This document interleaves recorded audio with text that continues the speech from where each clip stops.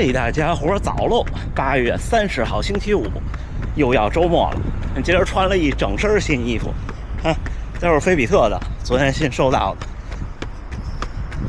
还有一条短的压缩裤。这次这背心儿和夏天穿的不一样，这没有风洞，看。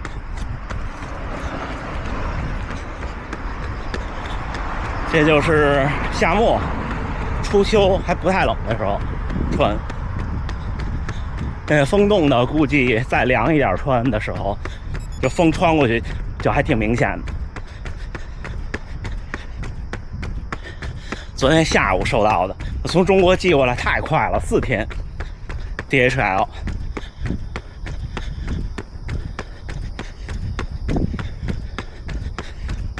这些年穿过好多背心儿、短裤，压缩的、不压缩的。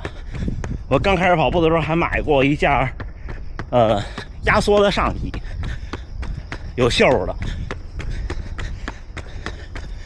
今天第3个训练日轻松跑，那天直播的时候聊了聊，我觉得各个品牌、各个厂商对背心的思考。今天跟大家总结总结，加油干，加油干！今天咱们早点开机。昨天下午出来跑了5公里，一是试试新衣服，二是一般我第2个训练日或者第3个训练日会安排下午跑一次。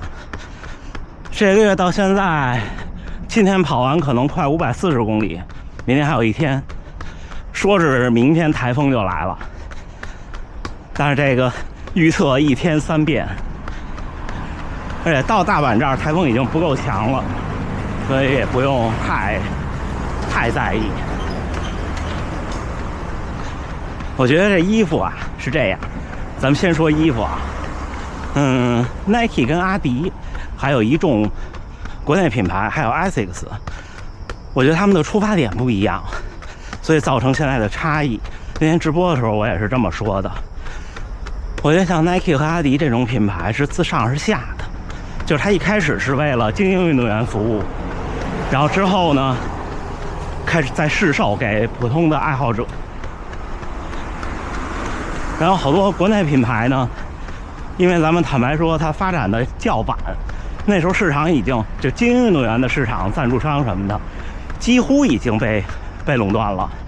他想挤进去，那怎么办呢？我觉得他们更多的就是先从下而上。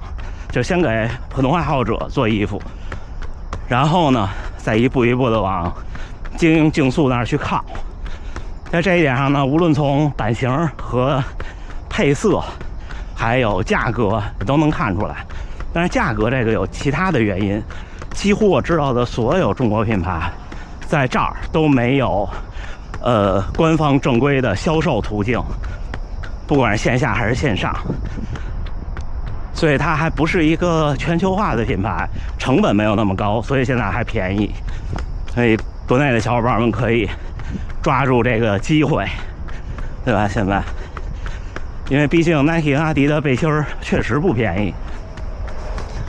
我记得2017年还是18年，就是 Nike 那年刚出粉色配色的竞速背心，那年北京半马。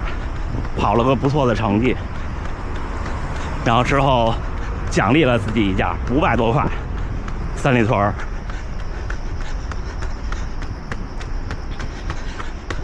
所以就导致什么呢？就是像 Nike 的背心，我总说，当然跟我的尺码有一定的关系，就是我的身高是精英运动员的身高，但是我的身材不是精英运动员的身材，就导致呢，我穿 S 码的稍微小一点。穿 M 的呢又大一点，但是呢穿 M 比大的呢比穿 S 小的多。可是跑步这事儿大家也知道，就跟穿鞋似的，你小一点你可就特难受，鞋合不合适就自己知道，对吧？那不能小，所以呢就老是咣当着。而且就算是 S 的，它的版型的处理也不太适合普通人的身材。这2年好像有些调整，有些改进。胳肢窝下边，就腋窝下边这一块儿，特别的，就开叉特别大，有时候跑起来不好看。有几个不好看的点，第一是你就觉得这衣服在身上逛荡左右，第二是你要是带胸带、心率带，那特别不好看，特尴尬。其他倒都还好。然后说说国产品牌，国产品牌像菲比特，像之前轻工什么的。都穿过不少，对吧？穿过好长时间。国产品牌在版型的设计上，就更适合我们亚洲普通人的身材。亚洲普通的没有什么运动天赋的男性是什么样呢？就我这样，就是没有专业运动员那种那么纤细的体型，可能呢肩膀上有些厚，然后腰长腿短。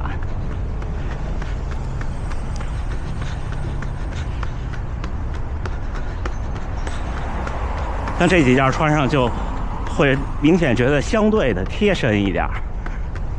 有的时候风大的时候穿 Nike 的背心儿，尤其是风从一个方向，就是左或者右来的时候，左前或者右前来的时候，背心会被吹歪，就拿手这么着转一下。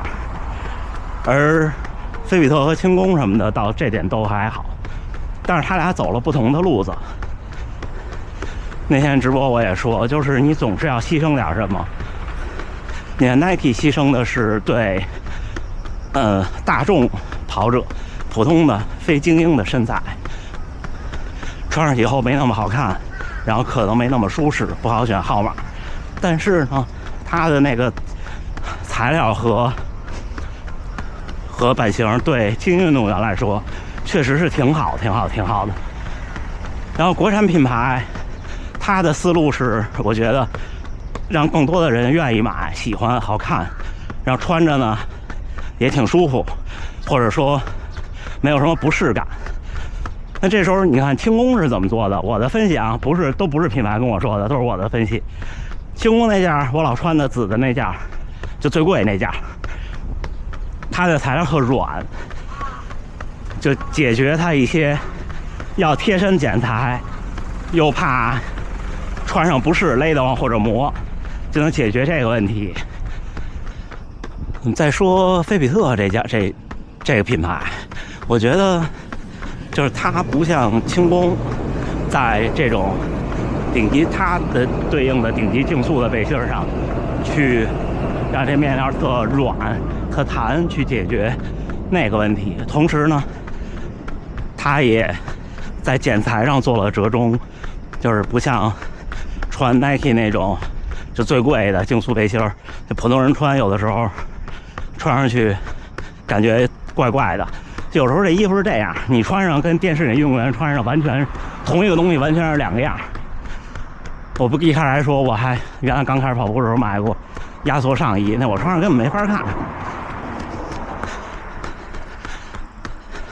菲比特这背心的在剪裁上不难看，那怎么解决舒适性的问题呢？其实这样，我的理解啊，就普通人的身材，穿 Nike、穿轻工、穿菲比特，或者穿其他，比方说我还有特步那个国人竞速，大多数时候都不会有问题，因为你不是精英的身材。你要是精英的身材，现在我穿这件可能显得肥了，它就不舒服，它就适合穿 Nike 那种精英剪裁的，就是不市售的那种。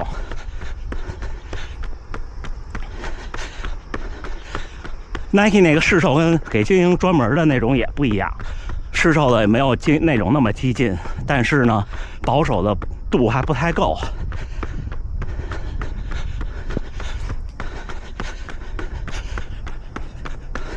像我今天穿这件和那个风洞那个材料，我的体感不太一样。风洞那件就是面料相对的，就是感觉比这件稍微厚一点点，然后硬一点点，因为那个全是风洞，它要是再软就不行了。像 Nike 前几年都是洞的那一款也是，就是面料相对硬，摸在手里。而且 Nike 那个就我穿那个 Oregon 炫彩和普通的那个用材料也不一样，那炫彩那个显得更厚。就菲比特前2天我穿那个带风洞那件粉的，那件材料摸上去就跟我那个 Oregon 炫彩是一样的。然后这件像什么呢？这件就像普通市售的那个 Nike 的背心儿那种感觉，就是它没有那么大弹性，但是有一点，然后薄，上面没风洞。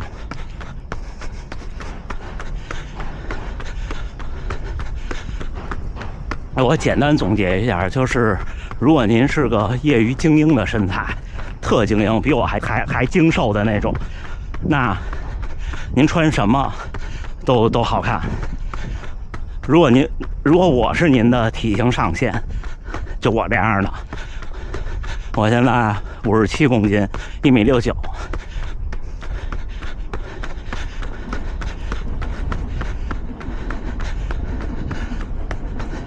那其实穿轻工、菲比特这种国产品牌，可能稍微的好看一点。你们可以翻我的频道，有一次在北京测试，在北京公路跑半马，家属给拍的，有全景，穿的是 BTC 那件闪电的。那时候 Nike 还没有为普通人改版型，而且 BTC 那个就是它虽然跟精英那还是有区别，但是比那个普通市售的更激进。那我穿上特别的显得就特别的奇怪，跟穿那种篮球背心似的。但是舒适度没问题，就是你总要舍弃一些东西。你想特舒服，那干脆不穿最舒服，对吧？所以你看，舒服的衣服都没型，有型呢就不能完全舒服，那就看你牺牲到哪一步。如果您买了一件衣服穿上，觉得哎呦真好看，但是您一跑步呢，把哪儿都能磨破，那也不行，对吧？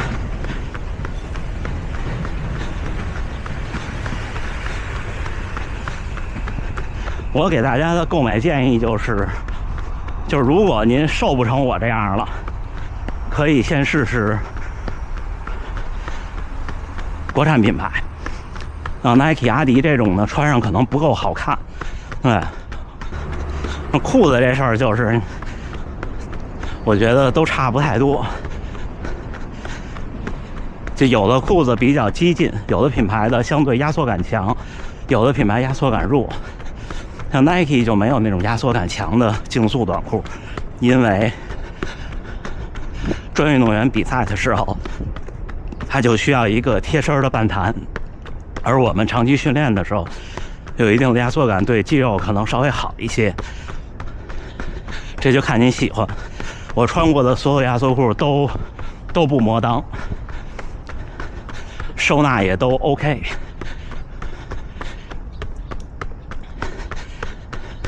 看您喜欢长短、什么颜色、薄厚，这些都是选择的点吧。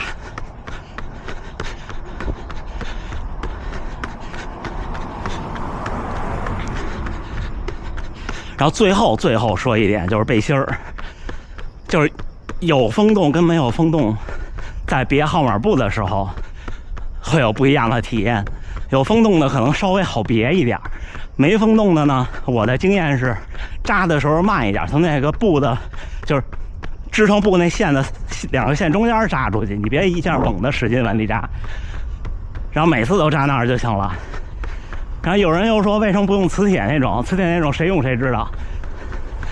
第一是不够稳固，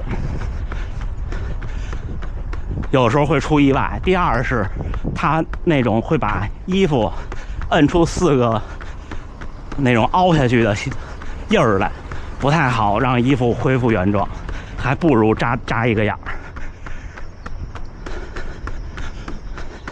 行吧，今天简单跟大家聊两句，今天有点累，咱们训练后再聊啊。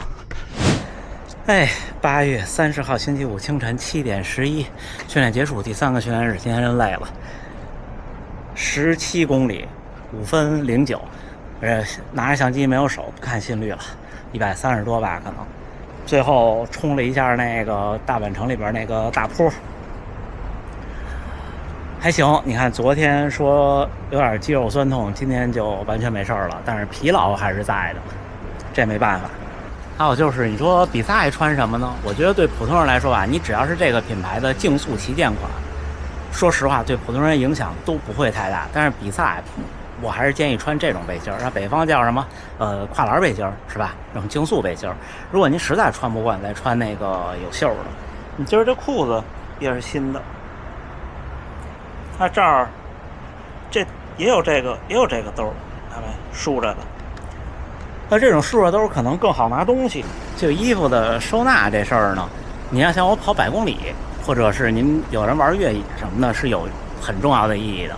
但是马拉松，不管是全马和半马，对我来说意义不大，因为基本上能量胶我都是塞在臂套里，马拉松我都比赛带臂套的，塞在臂套里。然后像电解质胶囊什么的也是塞在臂套里，行吧？那这么着。最后还是祝大家能努力生活，健康平安。